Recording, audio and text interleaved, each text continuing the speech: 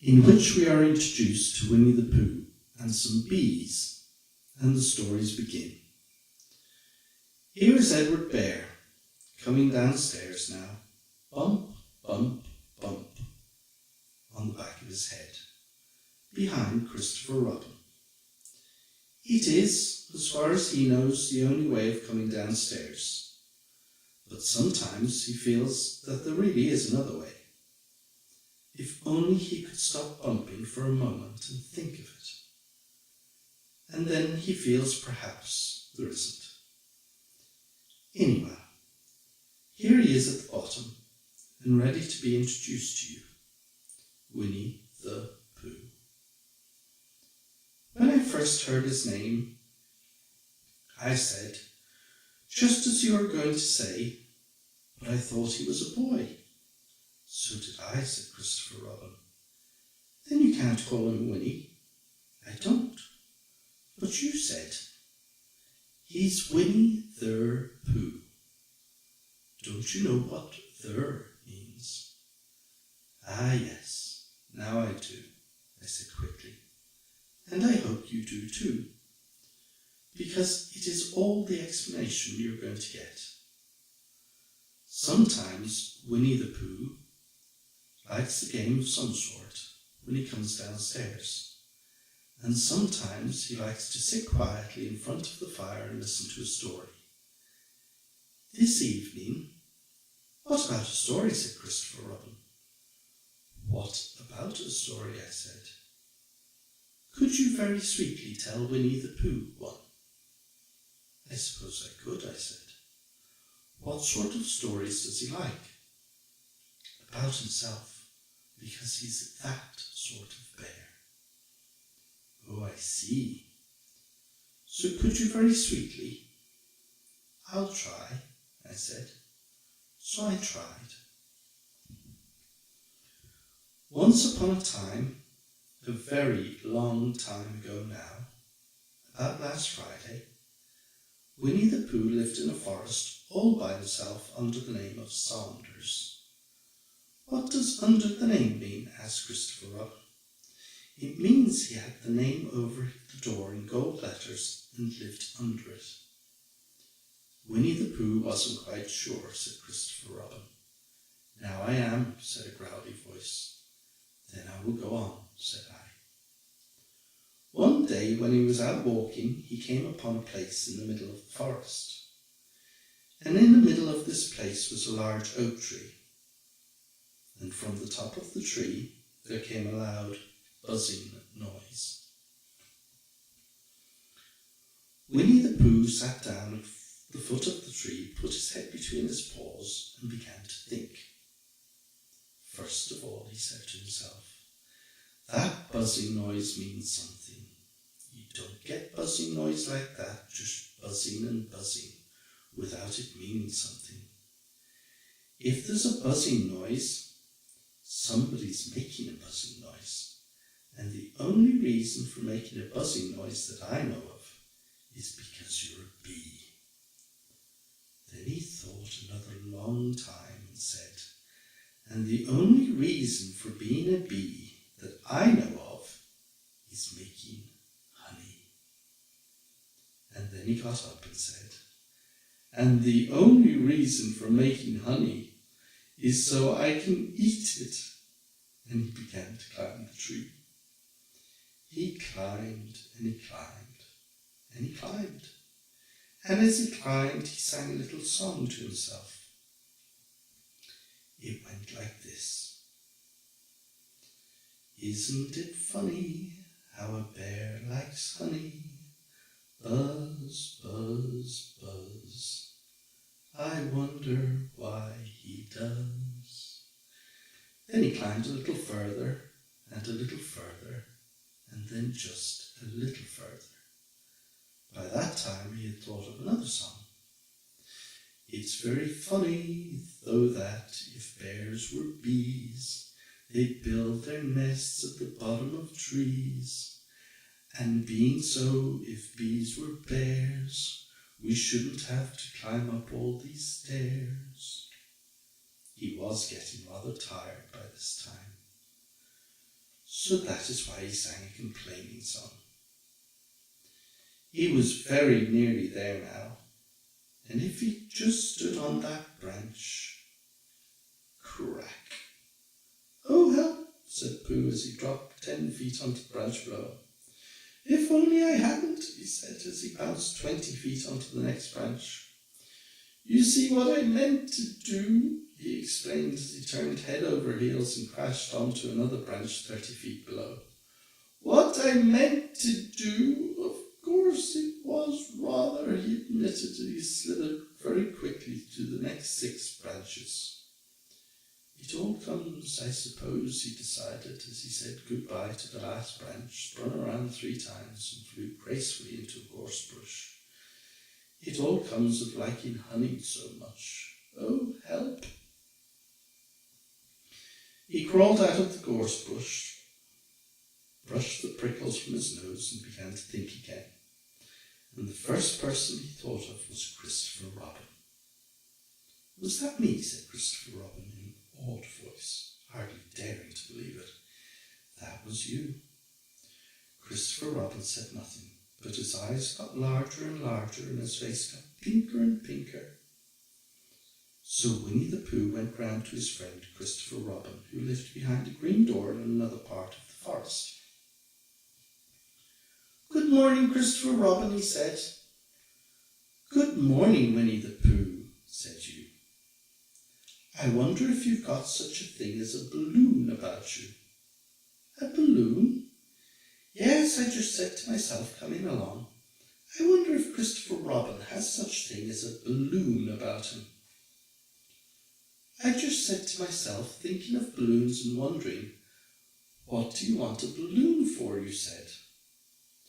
Winnie the Pooh looked round to see that nobody was listening, put his paw over his mouth and said in a deep whisper, "Honey." "But you don't get honey with balloons." "I do," said Pooh. "Well, it just happened that you'd been to a party the day before at the house of your friend Piglet, and you had had balloons at the party. You had a big green balloon, and one of Rabbit's relations had had a big blue one, and had left it behind, being really too young to go to the party at all. So you had brought that green one and the blue one home with you. Which one would you like, you asked Pooh. He put his head between his paws and thought very carefully. "It's like this," he said. "When you go after honey with a balloon, the great thing is not to let the bees know you're coming. Now, if you have a green balloon, they might think you're part of the tree and not notice you. And if you have a blue balloon, they might think you're only part of the sky and not notice you. And the question is, which is most likely? Wouldn't they notice you underneath the balloon?" you asked. "They might or might not," said Winnie the Pooh. "You never can tell with bees." He thought for a moment and said, "I shall try to look like a small black cloud. That will deceive them." "Then you had better have the blue balloon," you said, and so it was decided. Well, you both went out with the blue balloon, and you took your gun with you, just in case, as you always did. And Winnie the Pooh went to a very muddy place that he knew of, and rolled until he was black all over. And then, when the balloon was blown up as big, and you and Pooh were both holding onto the string, you let go suddenly, and Pooh Bear floated gracefully up into the sky and stayed there, level with the top of the tree and about 20 feet away from it. "Hooray!" you shouted. "Isn't that fine?" shouted Winnie the Pooh down to you. "What do I look like?" "You look like a bear holding onto a balloon," you said. "Not," said Pooh anxiously. "Not like a small black cloud in a blue sky. Not very much." "Ah, well, perhaps from up here it looks different. And as I say, you never can tell with bees. There was no wind to blow him nearer to the tree, so he stayed and stayed. He could see the honey. He could smell the honey, but he couldn't quite reach the honey. After a little while, he called down to you. "Christopher Robin," he said in a loud whisper. "Hello! I think the bees suspect something." "What sort of thing?" "I don't know, but something tells me that they're suspicious." "Perhaps they think that you're after their honey." "It may be that. You never can tell with bees." There was another little silence, and then he called down to you again. "Christopher Robin." "Yes." "Have you an umbrella in your house?" "I think so." "I wish you would bring it out here and walk it up and down with it, and look up at me every now and then and say, 'Tut, tut, it looks like rain.' I think if you did that, it would help the deception which we are practicing on these bees." Well, you laughed to yourself, silly old bear, but you didn't say it aloud because you were so fond of him, and you went home for your umbrella. "Oh, there you are," called down Winnie the Pooh as soon as you got back to the tree. "I was beginning to get anxious. I have discovered that the bees are now definitely suspicious." "Shall I put my umbrella up?" you said. "Yes, but wait a moment. We must be practical. The important bee to deceive is the queen bee. Can you see which is the queen bee from down there? No? A pity. Well now, if you walk up and down with your umbrella saying, 'Tut, tut, it looks like rain,' I shall do what I can by singing a little cloud song, such as a cloud might sing. Go." So while you walked up and down and wondered if it would rain, Winnie the Pooh sang his song. "How sweet to be a cloud, floating in the blue. Every little cloud always sings aloud. How sweet to be a cloud, floating in the blue. It makes him very proud to be a little cloud." The bees were still buzzing as suspiciously as ever. Some of them, indeed, left their nests and flew all around the cloud as it began the second verse of this song. And one bee sat down on the nose of the cloud for a moment, and then got up. "Christopher!" "Ow, Robin!" called out the cloud. "Yes, I have just been thinking, and I have come to a very important decision. These are the wrong sort of bees." "Are they?" "Quite the wrong sort. I should think they would make the wrong sort of honey, shouldn't you?" "Would they?" "Yes. So I think I shall come down." "How?" asked you. Winnie the Pooh hadn't thought about this. If he let go of the string, he would fall, bump, and he didn't like the idea of that. So he thought for a long time, and then he said, "Christopher Robin, you must shoot the balloon with your gun. Have you got your gun?" "Of course I had," said you. "But if I do that, it will spoil the balloon," you said.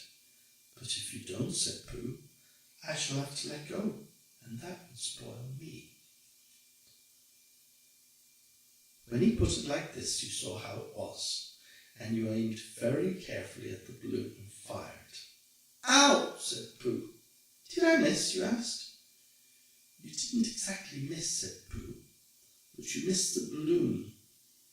"I'm so sorry," you said, and you fired again, and this time you hit the balloon. The air came slowly out, and Winnie the Pooh floated down to the ground. But his arms were so stiff from holding on to the string of the balloon all that time that they stayed up straight in the air for more than a week. And whenever a fly came and settled on his nose, he had to blow it off. And I think, but I'm not sure, that is why he was always called Pooh.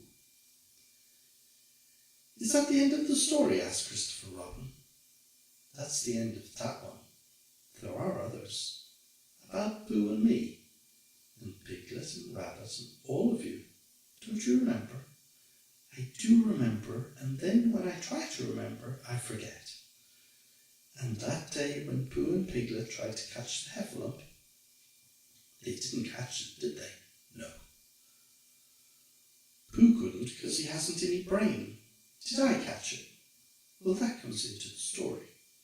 Christopher Robin nodded. I do remember, he said. Only Pooh doesn't very well, so that's why he likes having it told to him again. Because then it's a real story and not just a remembering. That's just how I feel, I said. Christopher Robin gave a deep sigh, picked up his bear by the leg, and walked off to the door, trailing Pooh behind him. At the door he turned and said, Coming to see me have my bath? I might, I said. I didn't hurt him when I shot him, did I? Not a bit. He nodded and went out, and in a moment I heard Winnie the Pooh, bump, bump, bump, going up the stairs behind.